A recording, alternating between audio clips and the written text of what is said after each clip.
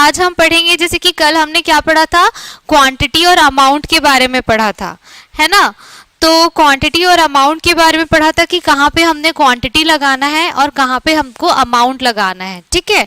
उसके बाद फिर अब जो नेक्स्ट पढ़े थे, हमने क्या पढ़ा था, प्रीपोजिशन से रिलेटेड, है ना। क्या देखे थे कि अगर नाउन के बाद प्रीपोजिशन आ रहा है और उसके बाद फिर से वापस वही नाउन आ रहा है ना। क्या कि अगर कोई नाउन है और उसके बाद प्रीपोजिशन है और उसके बाद फिर से वही नाउन है, ठीक है, तो क्या होगा, दोनों सिंगुलर फॉर्म में होंगे, उसमें एस, आई, ई, एस या फिर वी, ई, एस कतई नहीं लगेगा, ठीक। क्या बोल रही हूं मैं, जैसे कि इसका एग्जाम्पल लिए थे, है ना, जैसे कि डे आफ्टर डे है, ठीक है,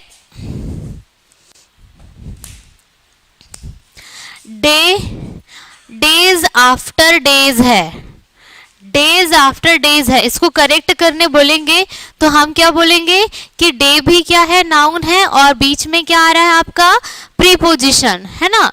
प्रीपोजिशन आ रहा है और उसके बाद फिर से नाउन आ रहा है, तो नाउन प्लस प्रीपोजिशन प्लस वही नाउन जो पहले आया है, तो ये दोनों जो नाउन है वो क्या हो जाएंगे, दोनों सिंगुलर फॉर्म में रहेंगे, है ना। तो इसका कैसे बनेगा, डे आफ्टर डे, ठीक है, डे आफ्टर डे, ठीक। तो दोनों क्या होंगे, सिंगुलर फॉर्म में रहेंगे, ठीक है। उसके बाद चलो अब आते हैं नेक्स्ट रूल में, ठीक। ये ध्यान में रखना ना, अभी कुछ क्वेश्चंस होंगे क्लास में तो उसको मैं दूंगी, तो देख लेना आप लोग कि कहाँ पे एरर आ रहा है, ठीक। अभी नेक्स्ट रूल डालो, ठीक है। रूल नंबर लिखो, कितना था, 9 था या 10 था, जो भी है उसको डालो, पहले लिख लो मेरे साथ में। रूल नंबर 10, है ना। रूल नंबर 10 क्या कहता है, नाउन के सिंगुलर नाउन और प्लूरल नाउन में, ठीक है। तो क्या कहता है, जैसे कि हम लोग क्या करते हैं, हमारे पास 2 रुपए हैं, है ना, तो उसी को हम इंग्लिश में क्या लिखते हैं, 2 रुपीज कर देते हैं, है ना। I have a 2 rupees note या 2 रुपीज कॉइन, है ना, ऐसा लिख देते हैं। तो ये चीज कतई गलत है। जब भी हमारे पास कोई भी एक बन रहा है ना, जैसे कि मैं बोलूं कि आई हैव 2 रुपीज नोट, तो नोट क्या है, यहाँ पे आपका नाउन है, ठीक है, नाउन है। अगर कोई भी इस तरीके का कंडीशन दिखता है, 2 रुपीज नोट लिखा है, तो ये आपका क्या हो जाएगा, रॉन्ग हो जाएगा। यहाँ पर हमको क्या करना पड़ेगा, हाइफन, हाइफन मीन्स क्या होगा, डैश लगाना पड़ेगा। कैसे कि आई हैव, रूल लिखाऊंगी पहले थोड़ा सा समझ लो, ठीक है। आई हैव 2 लिखेंगे, डैश करेंगे, रुपीज का क्या हो जाएगा, रुपी होगा, और नोट का नोट रहेगा। क्लियर हुआ क्या।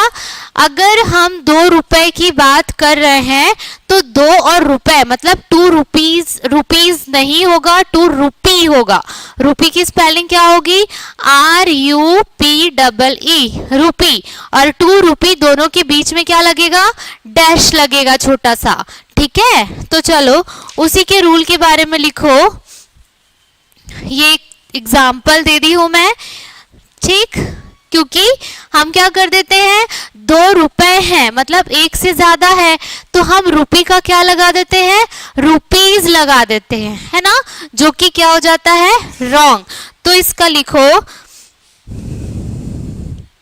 सामान्यता, सामान्यता, सामान्यतः, सामान्यतः 10 rupees, 10 T10 RUPPES,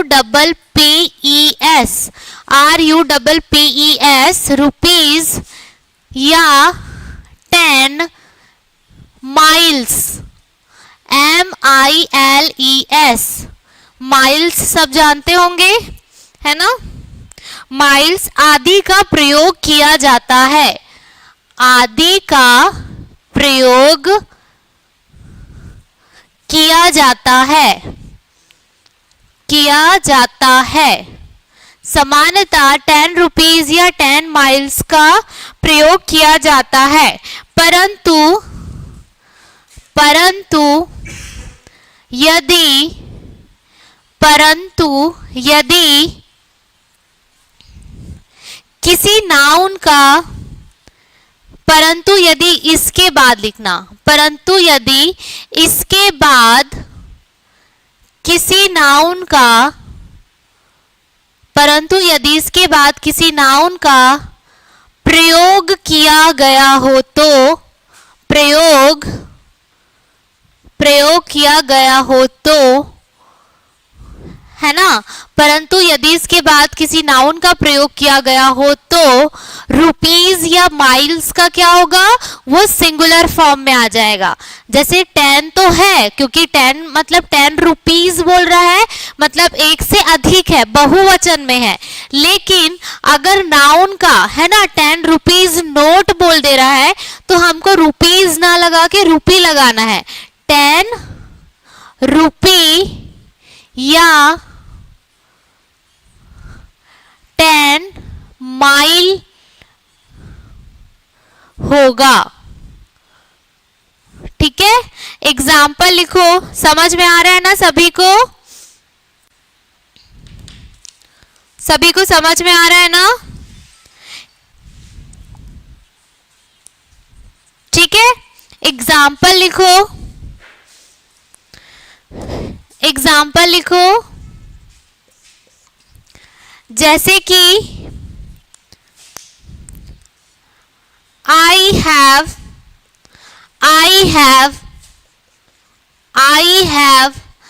10 rupees note.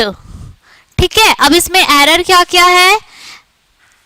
Note, देखो ये रुपीज लिखा हुआ है, ये प्लस 10 और रुपीज के बीच में डैश नहीं लगा है या हाइफन नहीं लगा है।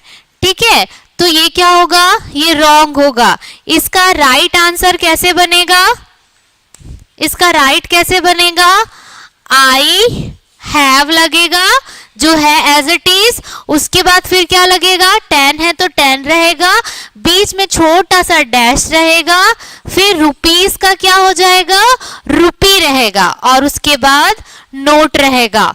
ठीक है, अगर हम सिर्फ 10 रुपीज की बात करते तो वो करेक्ट था, लेकिन हमको यहाँ पे क्या मिल रहा है, नोट मिल रहा है। ठीक है, नोट मीन्स क्या है, यहाँ पे नाउन मिल रहा है। तो रूल क्या कहता है कि जब भी इस तरीके का अगर कुछ चीजें हमारे पास आती है ना, कंडीशन आती है, तो अगर 10 रुपीज या 10 माइल्स लिखा है और उसके बाद नाउन का यूज हो रहा है, तो फिर क्या होगा कि 10 रुपीज के बीच में डैश लगेगा, रुपीज का रुपी होगा और नोट का नोट ही रहेगा।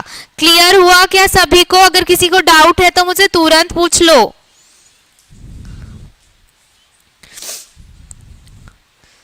जल्दी बताओ, सबको क्लियर हुआ क्या? क्लियर हुआ? नेक्स्ट एग्जाम्पल देखो, ये पहला है, दूसरा लिखो। he had a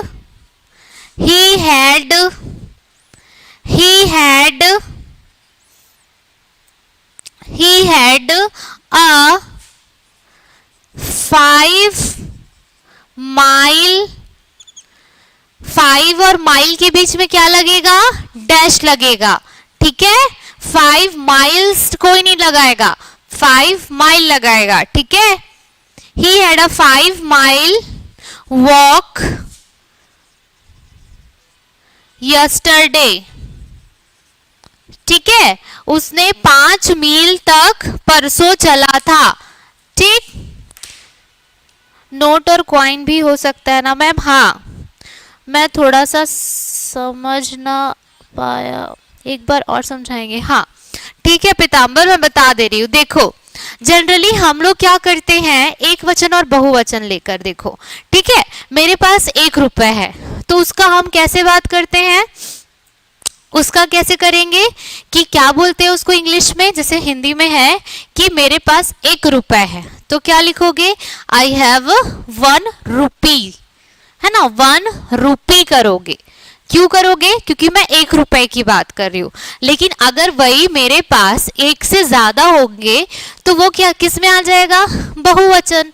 बहुवचन मतलब प्लूरल नाउन, है ना, मतलब singular noun and plural noun, तो प्लूरल में चला जाएगा। 1 से ज्यादा है तो पैसे मेरे पास, तो मान लो चाहे मेरे पास 10 नोट है ना, तो मतलब 10 रुपए के नोट है, 10 रुपए के नोट है, 1 रुपए और 10 रुपए, तो 1 से ज्यादा हुए ना, तो जनरली हम क्या यूज करते हैं? रुपीज नोट करते हैं, है ना, रुपीज लिखते हैं। क्यों? क्योंकि हमारे पास 10 रुपए की बात कर रहे हैं, 10 ठोक रुपए की बात कर रहे हैं, ठीक है। तो वो किस में हो गया? बहुवचन में हो गया। तो उसको कैसे लिखोगे? आई हैव 10 रुपीज, है ना, आई हैव 10 रुपीज, मतलब 10 नोट है मेरे पास, अगर सॉरी 10 रुपए है मेरे पास। लेकिन अगर वहीं पे 10 रुपए या 1 रुपए के बाद में नोट लिख दो, क्या लिख दो? नोट लिख दो या कॉइन लिख दो, ठीक। अगर इन मात्राओं के साथ पर्टिकुलर नोट या कॉइन ऐड कर दो तो इसका बहुवचन क्या होता है? रुपीज नहीं होता है। 10 तो है, 10 अपनी जगह पे रहेगा, लेकिन उसको रुपीज नहीं लिखेंगे, हम क्या लिखेंगे? रुपी लिखेंगे, ठीक है। क्या रूल कहता है कि अगर किसी चीज में 10 माइल या 10 रुपीज लिखा हुआ है और उसके बाद नाउन आता है तो उस नाउन को क्या करेंगे हम? अगर नाउन आ रहा है तो 10 रुपी करेंगे, ठीक है, और 10 रुपी के बीच में एक छोटा सा डैश लगाएंगे। अगर डैश नहीं लगाए तो भी रॉन्ग हो जाएगा, ठीक है। क्लियर हुआ? अगर यही मैं 10 मील चलने की बात कर रही हूँ, चलना मतलब वॉक, है ना, तो वॉक वाला भी आ गया आपका, या यस्टरडे आ गया, है ना, तो ये अपना नाउन आ जाएगा, तो यस्टरडे नाउन वाला आ जाएगा।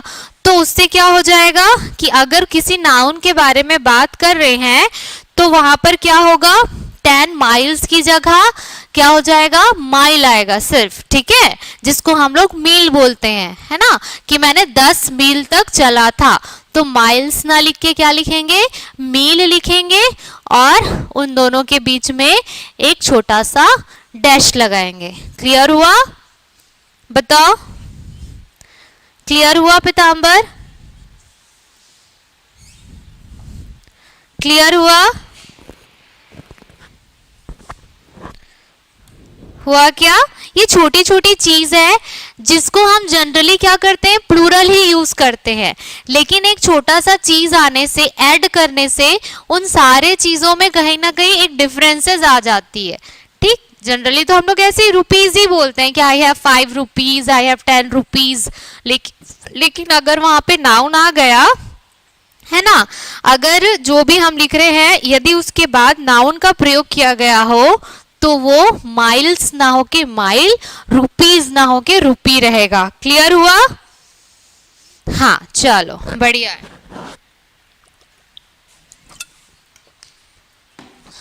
ठीक है, एक और दूंगी, मेरे पास एक एग्जाम्पल है यहाँ पे, लेकिन मैं इसको अभी दूंगी ना तो थोड़ा सा टाइम लग जाएगा आप लोग को बनाने में, क्योंकि एक पूरा सेंटेंस है और उस सेंटेंस को 1 2 3 4 5 करके ना डिवाइड किया गया है। उस सेंटेंस में आपको कौन से नंबर पे एरर फाइंड आउट कर रहे हैं वो देखना है, ठीक है, क्योंकि क्वेश्चन ऐसे ही आते हैं। तो उसको मैं अभी जस्ट इस क्लास के बाद में डाल दूंगी, आप लोग मुझे करके बताना, ठीक। अब चलो नेक्स्ट रूल देखते हैं, मैं इसे रब कर रही हूँ, आप लोग बने रहो, ठीक है।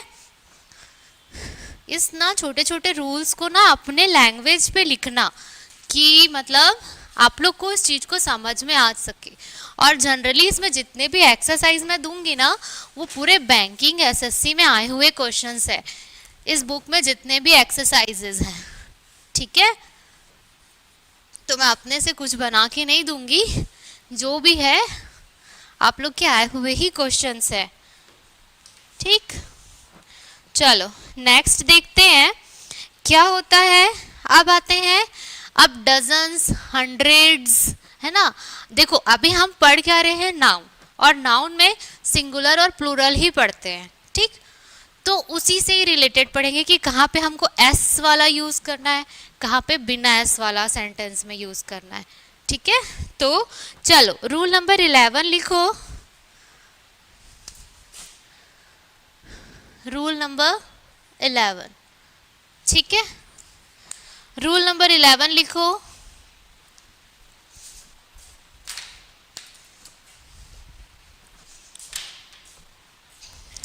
यदि यदि यदि डजन, डजन मतलब दर्जन वाला, डजन की स्पेलिंग है DOZEN, dozen, hundred, hundred, dozen, hundred, thousand, thousand, thousand, dozen, यदि डजन, हंड्रेड, थाउजेंड, मिलियन, है ना, मिलियन, आदि के पहले, आदि के पहले, आदि के पहले, यदि डजन, हंड्रेड, थाउजेंड, आदि के पहले 1 2 3 ब्रैकेट में डाल दो ONE1 TWO2 THREE 3 एक्सेट्रा, है ना। यदि डजन, हंड्रेड, थाउजेंड, मिलियन आदि के पहले, डजन, हंड्रेड, मिलियन, थाउजेंड आदि के पहले 1 2 3 1 2 3 का प्रयोग किया गया हो तो का प्रयोग किया गया हो तो किया गया हो तो किया गया हो तो इनका सिंगुलर फॉर्म यूज किया जाएगा। इसका या इनका सिंगुलर फॉर्म उपयोग या प्रयोग किया जाएगा। सिंगुलर फॉर्म प्रयोग किया जाएगा, ना कि इनका सिंगुलर फॉर्म प्रयोग किया जाएगा, ना कि डजन्स, सब में एस लगा दो ना, डजन्स, हंड्रेड्स, थाउजेंड्स और डजन्स, हंड्रेड्स, थाउजेंड्स और ना ही ऑफ का प्रयोग किया जाएगा, ना ही ऑफ का प्रयोग किया जाएगा।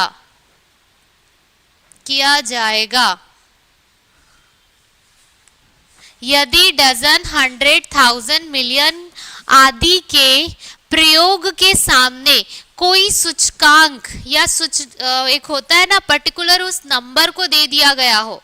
रूल क्या कहता है, क्लियर हो रहा है कि नहीं? कोई बोर तो नहीं हो रहे हो ना? एग्जाम्पल से समझ में आ जाएगा क्योंकि पूरा एक्सरसाइज भरा पड़ा है। ठीक, रूल क्या कहता है? रूल क्या कहता है कि यदि डजन, है ना, डजन, हंड्रेड, थाउजेंड, मिलियन आदि के पहले 1 2 3 मतलब 1 डजन, 2 डजन, 3 डजन या 100, 200, 300 या 1 मिलियन, 2 मिलियन, 3 मिलियन, है ना, अगर इस तरीके से लिखा हुआ है तो ठीक है, इसका सिंगुलर फॉर्म प्रयोग किया जाएगा। ठीक, सिंगुलर फॉर्म मीन्स क्या, डजन है तो डजन ही रहेगा, 100 है तो 100 ही रहेगा, चाहे वो 10 100 या 10 मिलियन क्यों ना हो। हम क्या लिख देते हैं, 10 मिलियंस लिख देते हैं। क्यों? क्योंकि 10 मिलियन है करके, है ना, हम एस लगा के उसको बहुवचन बना देते हैं। लेकिन क्योंकि 10 है करके तो ऐसा नहीं करना है। अगर किसी भी मात्रा के सामने पर्टिकुलर उसका मतलब नंबर लिख दिया गया हो कि मेरे पास 5 डजन केला है, तो डजन्स केला है नहीं लिखेंगे, हम क्या लिखेंगे, आई हैव 5 डजन बनाना। ठीक है, I have 5 dozen banana, dozens banana नहीं लिखेंगे। समझ में आ रहा है? क्योंकि गलतियां हम यहीं पे करते हैं कि हमारे पास एक से ज्यादा हो तो क्या हो जाता है, हम एस लगा के उसको बहुवचन डाल देते हैं, लेकिन बहुवचन नहीं बनाना है। उसका रूल ये कहता है कि अगर किसी मात्रा के सामने पर्टिकुलर उसकी संख्या दी हुई हो तो हम क्या करते हैं, उसको सिंगुलर यूज करते हैं, ना कि plural. Plural form means S लगा के नहीं करते, हम उसको सिंगुलर ही यूज करते हैं। क्लियर हुआ? एग्जाम्पल लिखो, एग्जाम्पल लिखो।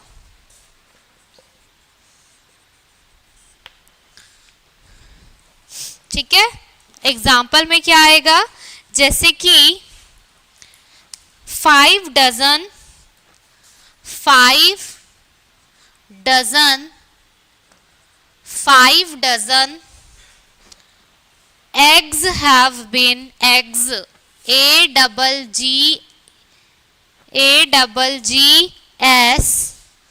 have been bought। ठीक है, 5 dozen eggs have been bought। क्या बोल रहा है, 5 dozen eggs have been bought।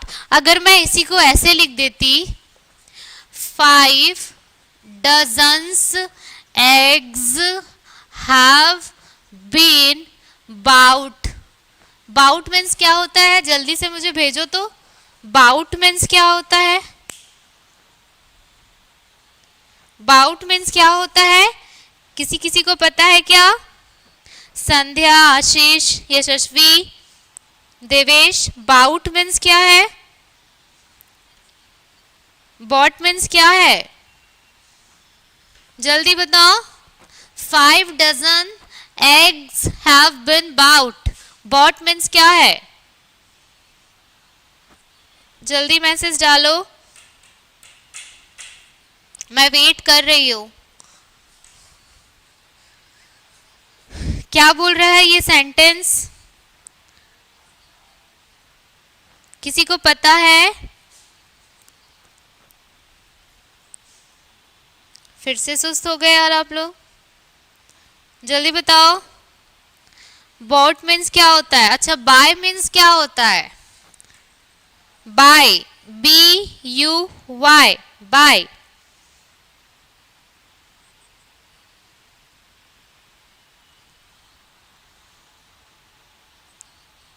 किसी का मैसेज नहीं आ रहा है भाई, किसी को नहीं पता क्या? बाय मीन्स खरीदना होता है, तो बाय का ही एक फॉर्म है बाउट।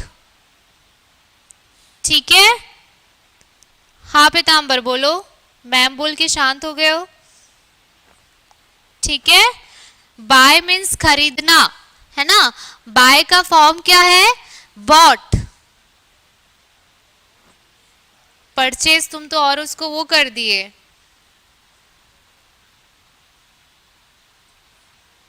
ठीक है, तो 5 dozen eggs have been bought। तो देखो, अगर मैं यहाँ पे डजन्स लिख देती तो ये रॉन्ग हो जाता। ठीक है, ये सेंटेंस ही आपका रॉन्ग हो जाता।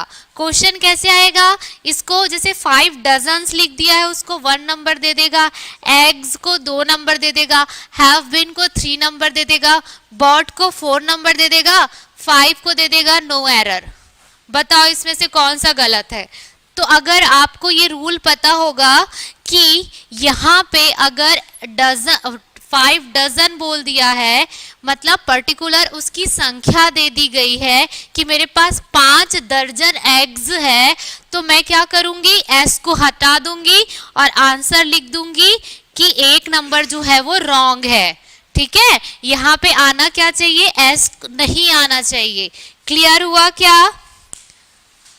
हाँ ठीक है पीताम्बर, ये क्लियर हुआ क्या कि अगर किसी मात्रा के सामने अगर पर्टिकुलर वो क्या हो कि उसकी संख्या दे दी गई हो तो उस डजन्स ना लिख के सिर्फ डजन लिखेंगे। ठीक है, अगर मान लो जाए इसी में ही एक और मैं बता देती हूँ, मान लो जाए कि इसमें मुझे क्या हो, मात्रा नहीं दी हो, तब हम क्या करेंगे, एस लगाएंगे और एफ लगाएंगे तो दोनों सही होगा।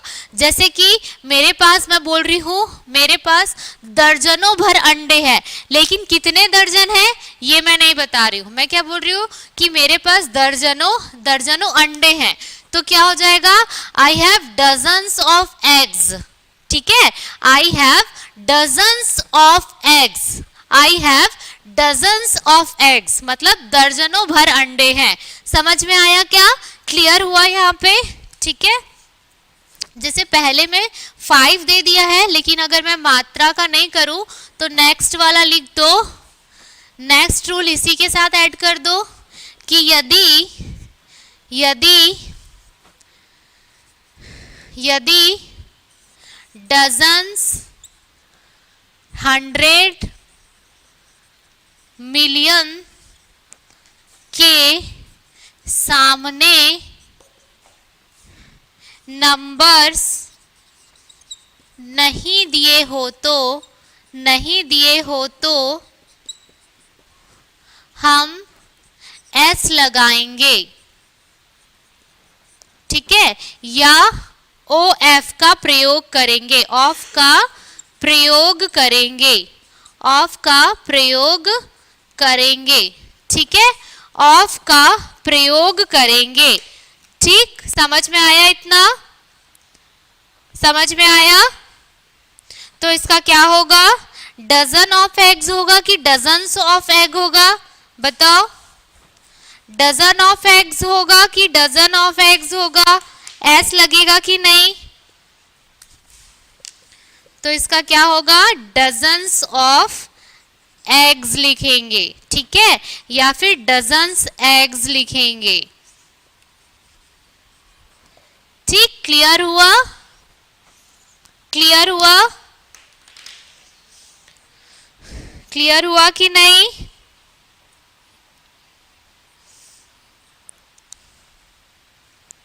क्लियर हुआ, बताओ जल्दी से कि अगर किसी भी संख्या, मान लो चाहे 100 ऑफ स्टूडेंट है ना, अगर मैं वहीं पे बता रही हूं कि 10 हंड्रेड्स ऑफ स्टूडेंट है, तो मैं क्या करूंगी, उसका सिंगुलर फॉर्म यूज करूंगी, ना कि मैं हंड्रेड्स में एस लगाऊंगी, मैं सिंपल सा क्या करूंगी, 10 100 स्टूडेंट्स भी बोलूंगी, ठीक है, क्योंकि मैं हंड्रेड्स के आगे 10 लगा दी हूँ, 10,000 की मैं बात कर रही हूँ।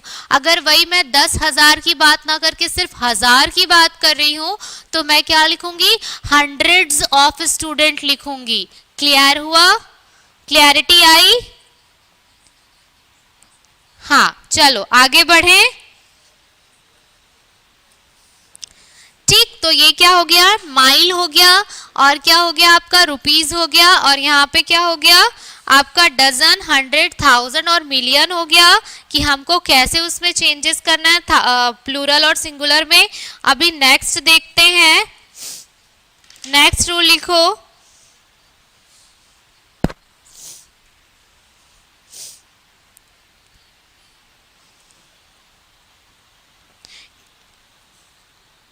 ये एक्ट क्या है, I have doesn't of acts, मतलब मेरे पास एक भी एक्ट नहीं है,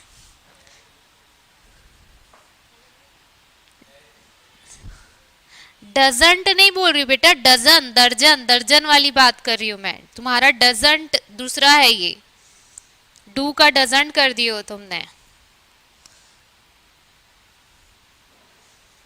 स्पेलिंग करेक्ट करो, ठीक है,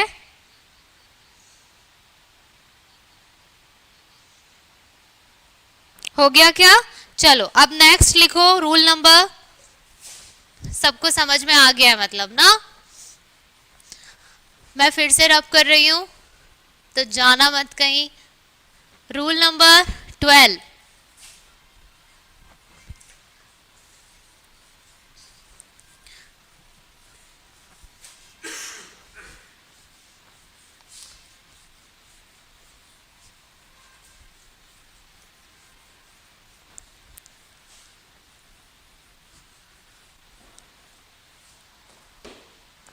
रूल नंबर 12 लिखो,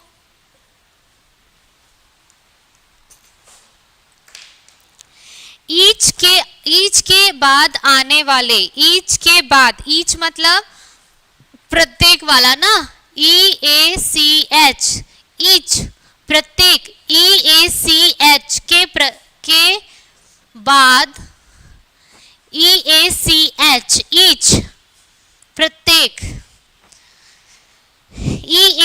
EH के बाद आने वाले each के बाद आने वाले नाउन प्रोनाउन, each के बाद आने वाले नाउन प्रोनाउन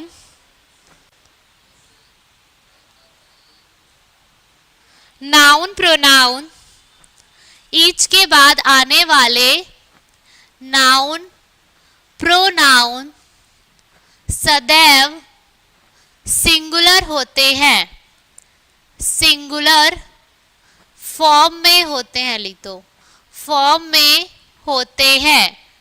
ठीक है, ईच के बाद आने वाले नाउन या प्रोनाउन सदैव सिंगुलर होते हैं। इसी के साथ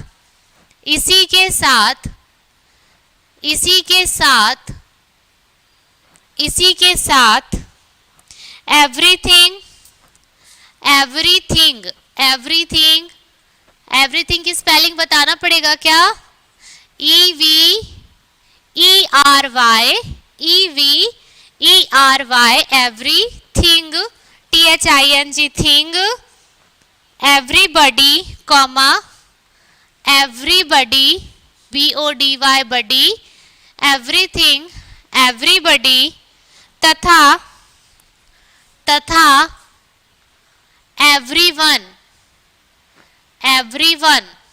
एवरीथिंग एवरीबॉडी एवरीवन सदा सिंगुलर होता है, सदा सिंगुलर होता है, सदैव सिंगुलर होता है।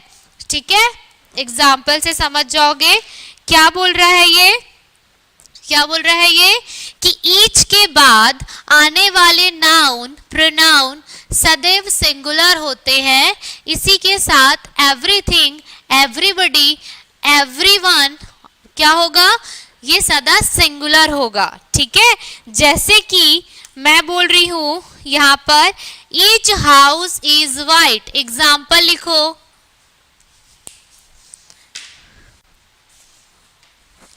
Example each house is white, each house is white, body one और थिंग सिंगुलर। हाँ, एवरीबॉडी एवरीवन और एवरीथिंग सिंगुलर में होंगे। कैसे? आप एग्जाम्पल में देख लो। ठीक है, तो देखो मैं क्या बोल रही हूं, ईच के बाद आने वाले नाउन या प्रोनाउन सदैव सिंगुलर फॉर्म में होगा। ठीक है, सदैव सिंगुलर फॉर्म में रहेगा। कैसे? मैं तो प्रत्येक की बात कर रही हूं, प्रत्येक तो क्या होना चाहिए?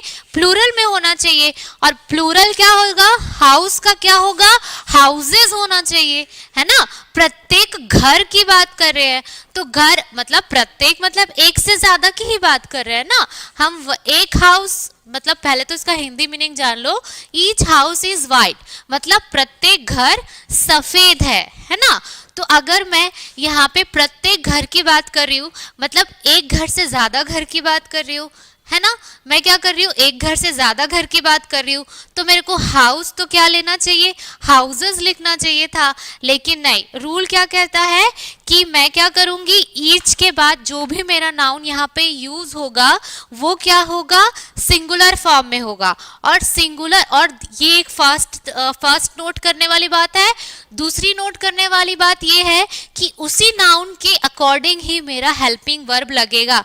हेल्पिंग वर्ब सबको पता है, इज, एम, आर, वॉज, वर, मैंने लास्ट टाइम पढ़ाया था टेंस में, है ना।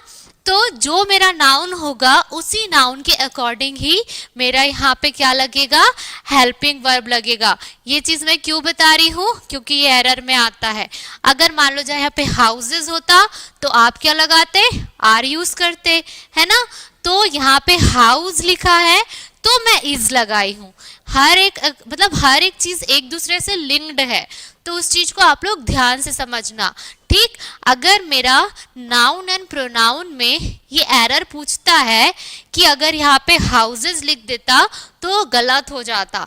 मेरा रूल ये कहता है कि किसी भी इस तरीके से सेंटेंस में अगर ईच आ रहा है तो ईच के बाद आने वाला प्रत्येक नाउन जो है वो क्या होगा, वो आपका सिंगुलर फॉर्म में होगा और उसी सिंगुलर फॉर्म के अकॉर्डिंग ही मेरा हेल्पिंग वर्ब लगेगा। समझ में आया? जैसे कि इसका दूसरा एग्जाम्पल देख लो। दूसरा एग्जाम्पल देखो, पहला एग्जाम्पल हो गया, दूसरा एग्जाम्पल देखो। They THEY they help each other, ठीक। दे हेल्प ईच अदर, ठीक है। तो देखो यहाँ पे अदर क्या हो रहा है, अदर्स हो सकता था, है ना। अदर का प्लूरल फॉर्म क्या होगा, अदर्स हो सकता था, लेकिन नहीं, जहां पे भी मेरा ईच यूज हो रहा है उसके बाद आने वाला नाउन या फिर प्रोनाउन हमेशा सिंगुलर फॉर्म में होगा। क्लियर हुआ? एक और एग्जांपल देख लो, तीसरा देख लो, एवरीबॉडी एवरीवन वाला। हाँ देखो, everyone has a pen, everyone has a pen, ठीक है। अब यहाँ पे everyone आ गया, अब यहाँ पे देखो हैज लिख रहा है, अब पेन लिख रहा है, तो इस तरीके से आपको क्या करना पड़ेगा, फाइंड आउट करना पड़ेगा कि कहाँ पे हमको कौन सा हेल्पिंग वर्ब लगाना है। एवरीवन मतलब तो प्रत्येक हो गया, है ना। हैज तो मेरे को तो हैव लिखना चाहिए था, लेकिन मैं क्या कर रही हूँ, हैज लिख रही हूँ। क्यों? क्योंकि मेरे पास क्या है, ये एवरीवन के बाद आने वाला नाउन या प्रोनाउन उसके अकॉर्डिंग हेल्पिंग वर्ब, ठीक है। और ये पेन क्या हो रहा है, पेन्स लिखना चाहिए था, लेकिन मैं सिर्फ पेन लिखी हूं, ठीक है। क्यों? क्योंकि यहाँ पे एवरीवन आया है, तो मेरा हमेशा एवरीवन के बाद जो भी नाउन या प्रोनाउन आएगा वो सिंगुलर फॉर्म में रहेगा। एवरीवन हैव अ पेन्स लिखना था, लेकिन वो चीज गलत हो जाती। क्लियर हुई क्या? चलो एक ठोक बताओ तो।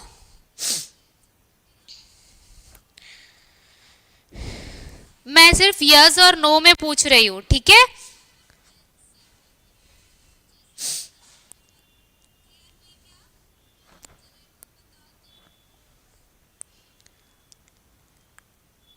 हैव क्या लिखे हो? चलो मैं एक बता रही हूं, इसको मुझे बताओ। एवरीबडी वर देयर, क्या ये सही है क्या? एवरीबडी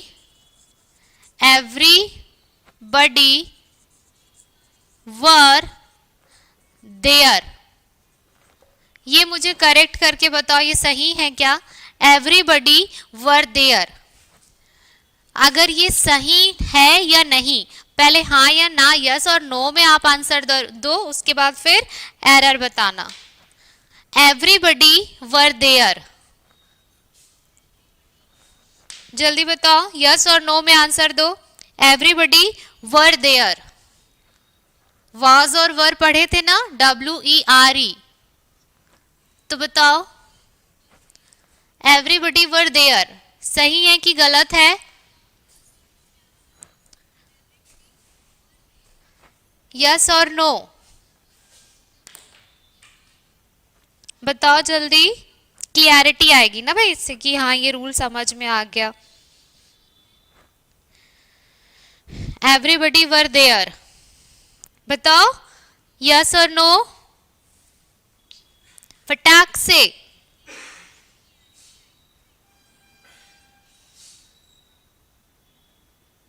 मुकेश का एक ओट है, एक ओट बोल रहा है कि ये सही है। यस एक आया है, नो और बताओ। दिया ने बोला है नो, तुक्का मार रहे हो या फैक्ट पता है?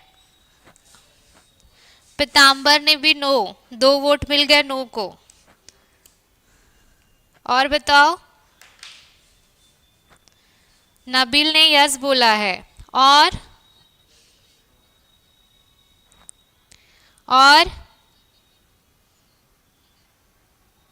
और कोई बोलना चाहेगा?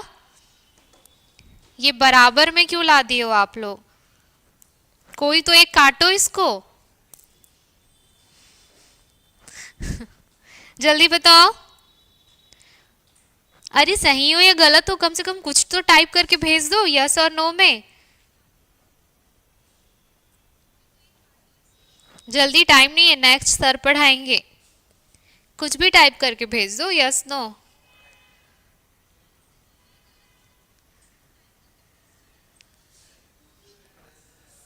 नहीं आया ना अभी तक? एकदम डरते हो यार, इतने सारे ऑनलाइन हो आप लोग। चलो मैं बताती हूँ, वापस आ जाओ। एक मैसेज नहीं करते, इतने सारे लोग लाइव हो। और देवेश ने बोला नो। चलो मैं क्लियर करती हूँ भाई, नेक्स्ट सर का पीरियड है। ठीक है, देखो यहाँ पे क्या है, नो वाले बिल्कुल सही हैं, यस वाले गलत हैं। अब गलत क्यों है? मैंने क्या बोला था कि ईच, एवरीवन, एवरीबॉडी, एवरी और क्या था एक, एवरीथिंग, है ना। इस तरीके के अगर वर्ड्स आते हैं तो जो चीज रहेगी वो हमेशा क्या रहेगी, सिंगुलर फॉर्म में रहेगी। अब देखो यहाँ पे क्या है, वर, वर हमेशा प्लूरल फॉर्म में होता है। ठीक है, अच्छा किसी भी हेल्पिंग वर्ब का सिंगुलर और प्लूरल फॉर्म कल बिल्कुल पढ़ के आओगे, मैं पूछूंगी कि सिंगुलर, जैसे कि कोई नाउन का सिंगुलर और प्लूरल होता है ना, किसी प्रोनाउन का सिंगुलर प्लूरल होता है, वैसे अगर हम हेल्पिंग वर्ब पढ़ रहे हैं उसका भी सिंगुलर और प्लूरल फॉर्म होता है। ठीक है, जैसे कि मैं बोल रही हूं, ध्यान से सुनना, इज, एम और आर, तो इज हमेशा किसके लिए यूज होगा, सिंगुलर फॉर्म के लिए यूज होगा। मतलब किसी एक व्यक्ति के बारे में अगर बोलते हैं, जैसे ही, शी, इट, प्रत्येक एक व्यक्ति के बारे में बोल रहे हैं, है ना, तो जनरली ऐसा यूज होता है। और अगर वहीं पे अगर एक से ज्यादा हो तो आर का यूज कर सकते हैं, जैसे 5 आर, 1 इज, समझ में आया। तो इस तरीके से जो हेल्पिंग वर्ब है ना उसके भी सिंगुलर और प्लूरल फॉर्म होते हैं। तो वहीं पे इसलिए मैंने आपको बताया कि ये जो फॉर्म है, ये सेंटेंस है, ये जो सेंटेंस लिखा हुआ था इसका करेक्ट फॉर्म क्या होगा, एवरीबॉडी वॉज देयर। ठीक है, अच्छा ये सेंटेंस किस में है, वॉज और वर किस में आता है, पास्ट में आता है। और वॉज और वर किसका है, कॉन्टिन्यूअस का। ठीक है, पास्ट कॉन्टिन्यूअस का है। पास्ट कॉन्टिन्यूअस में दो हेल्पिंग वर्ब लगते हैं, वॉज और वर। तो वॉज जो रहता है वो किसका होता है, सिंगुलर फॉर्म का, और वर क्या रहता है, प्लूरल फॉर्म का। ठीक है, कुछ केसों में जैसे हम इज यूज कर लेते हैं, लेकिन वही है ना कि एवरीबॉडी, ईच, दे, इस तरीके से ऐसे कोई कंडीशन होता है तो हम यूज करते हैं। तो अभी हमारा क्या बोल रहा है रूल कि एवरीबॉडी, क्या बोल रहा है, एवरीबॉडी जहां पे आएगा वहां पे हेल्पिंग वर्ब भी क्या होगा, हमारा सिंगुलर फॉर्म में होगा। ठीक है, तो यहाँ पे आपको क्या लिखना पड़ेगा, वॉज लिखना पड़ेगा, तो करेक्ट होगा। क्लियर हुआ यहाँ पे एकदम अच्छे से? एक बार कल ना हेल्पिंग वर्ब जरूर पढ़ लेना, ठीक है, उसके सिंगुलर और प्लूरल वाला। हालांकि मैं नाउन में, टेंस में पढ़ाऊंगी, पर इसको क्लियर कर लेना। मैम क्योंकि वह है, क्योंकि सिंगुलर रहता है बट यहाँ पर प्लूरल यूज है। प्लूरल क्या बोल रहे हो पीताम्बर?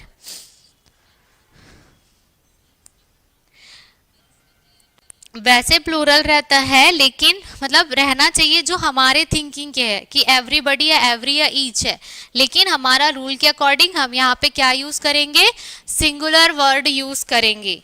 ये हो गया क्या? ठीक है, क्लियर हुआ? अच्छे से क्लियर हुआ क्या?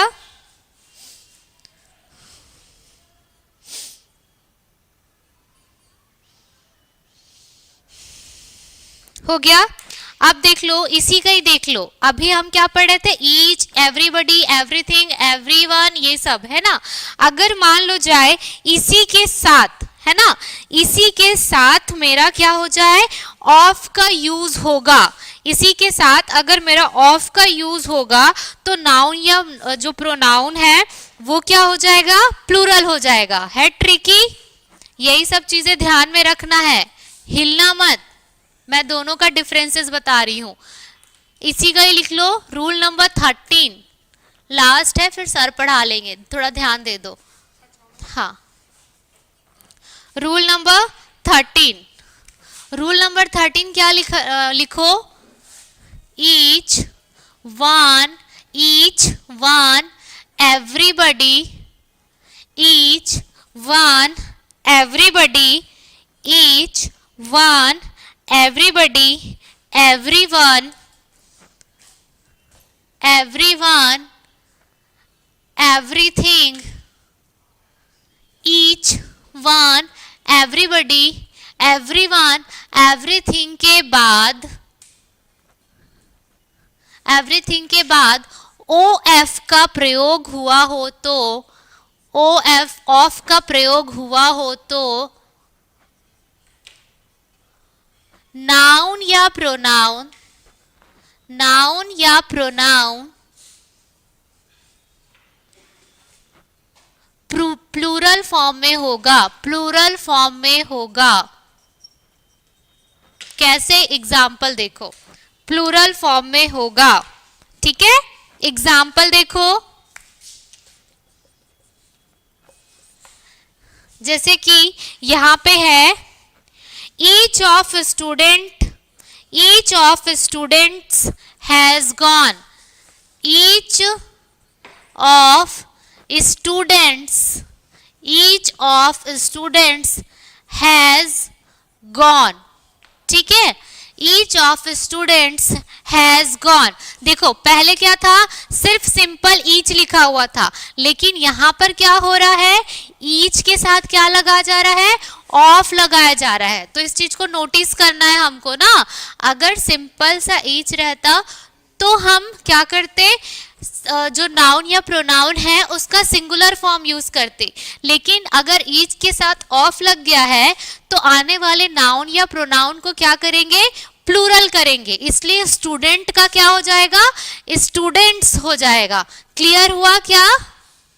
अच्छे से क्लियर हुआ? क्लियर हुआ? जैसे कि पहले वाले में हमने देखा था कि ईच हाउस इज वाइट, अगर यहीं पे ईच ऑफ लिख देता तो each of houses is white हो जाता, ठीक है। तो अगर ईच के बाद अगर हमको ऑफ लगाना हो तो हमारा जो नाउन या प्रोनाउन है वो सिंगुलर फॉर्म में होगा। क्लियर हुआ? अच्छे से हुआ क्या? अच्छे से हुआ? जैसे कि और एग्जांपल लिख लो, ईच ऑफ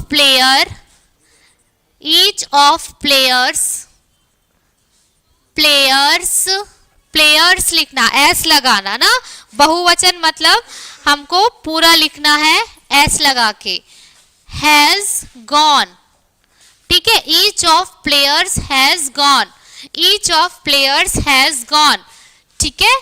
तो यहाँ पे ऑफ आ गया, इसलिए प्लेयर में क्या जुड़ गया, एस लग गया, तो ये बन गया आपका प्लूरल। क्लियर हुआ?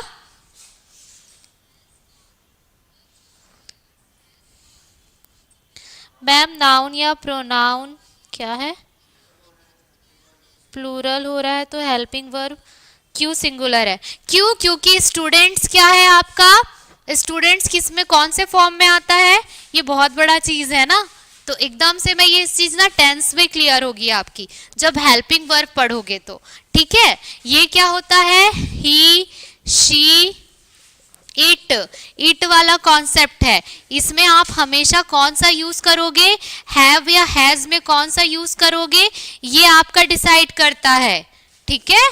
क्लियर हुआ? ये मैं आपको ना टेंस में बता दूंगी कि कौन से वर्ड्स के साथ कौन से हेल्पिंग वर्ब यूज होते हैं, ठीक। चलो आज के लिए इतना ही, सर पढ़ाएंगे, ठीक है। चलो आज के लिए इतना ही, गुड नाइट। 2 मिनट का है, आप तुरंत रेडी रहिए, आ रहे हैं सर।